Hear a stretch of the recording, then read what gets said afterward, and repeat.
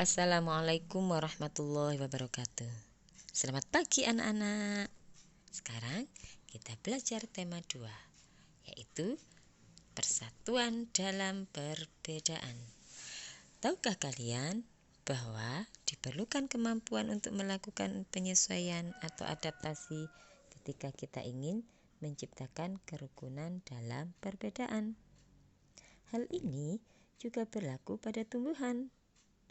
Agar keberlangsungan tumbuhan hidupnya terjamin, maka tumbuhan harus melakukan adaptasi sesuai kondisi lingkungannya. Bagaimana cara tumbuhan beradaptasi? Ayo kita pelajari bersama-sama ya. Sebelumnya, kalian harus tahu dulu anak-anak, apa pengertian adaptasi. Adaptasi adalah kemampuan makhluk hidup untuk menyesuaikan diri terhadap lingkungannya. Tujuan adaptasi adalah supaya tumbuhan tetap bisa bertahan hidup. Bagaimana cara tumbuhan beradaptasi atau menyesuaikan diri terhadap lingkungan? Berikut kita simak ya. Tanaman kaktus. Kaktus hidup di tanah yang kering. Oleh karena itu, tanaman kaktus disebut tanaman xerofit. Adaptasi yang dilakukan tumbuhan kaktus supaya dapat bertahan di lingkungan yang kering adalah sebagai berikut. Yang pertama, batangnya tebal dan berisi banyak cadangan air. Yang kedua, permukaan batang berlapis lilin untuk mengurangi penguapan. Yang ketiga, daunnya berbentuk duri untuk mengurangi penguapan. Akarnya sangat panjang untuk mencari air di dalam tanah.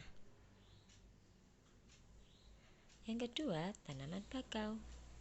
Bakau hidup di lingkungan yang berkadar garam tinggi, sehingga disebut tanaman halofit. Keadaan tanah tersebut biasanya berlumpur, berpasir, dan sedikit oksigen. Berikut ini cara adaptasinya supaya bisa bertahan hidup di lingkungan yang berkadar garam tinggi.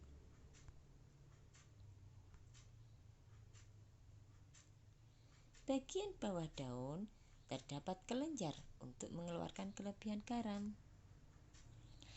Yang kedua, daunnya kaku dan tebal dengan permukaan licin untuk mengurangi penguapan dan menyimpan air. Yang ketiga, memiliki akar napas yang tumbuh ke atas permukaan tanah untuk memperoleh oksigen. Yang keempat, memiliki akar tunjang untuk menopang tumbuhan di tanah yang berlumpur dan menahan terjangan ombak. Yang ketiga, tanaman teratai. Teratai hidup di lingkungan air, sehingga disebut tumbuhan hidrofit. Untuk tetap bisa bertahan hidup di lingkungan air, maka teratai melakukan cara adaptasi. Berikut cara adaptasinya, anak-anak.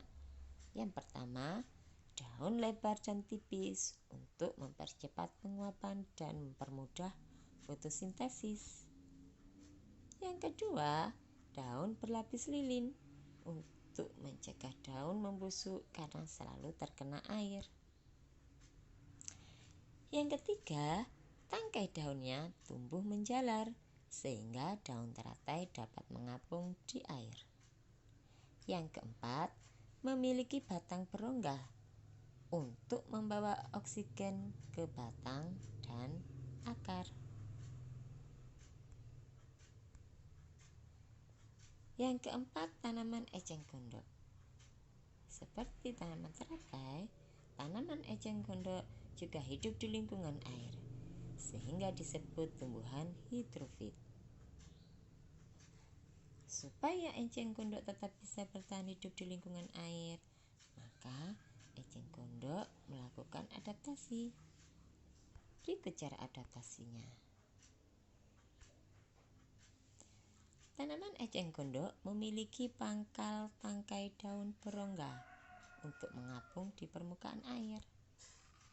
Yang kedua, akarnya lebat untuk menjaga keseimbangan tumbuhan agar tidak terbalik. Yang kelima, kantong semar dan Venus. Ini adalah tanaman kantong semar dan ini adalah tanaman Venus. Kedua tumbuhan tersebut hidup di lingkungan yang miskin nitrogen. Biasanya lingkungan yang miskin nitrogen ini ada di rawa-rawa. Supaya kantong semar dan Venus tetap bisa bertahan hidup, maka mereka melakukan adaptasi dengan cara yaitu menangkap serangga, kemudian mencernanya sebagai sumber nitrogen.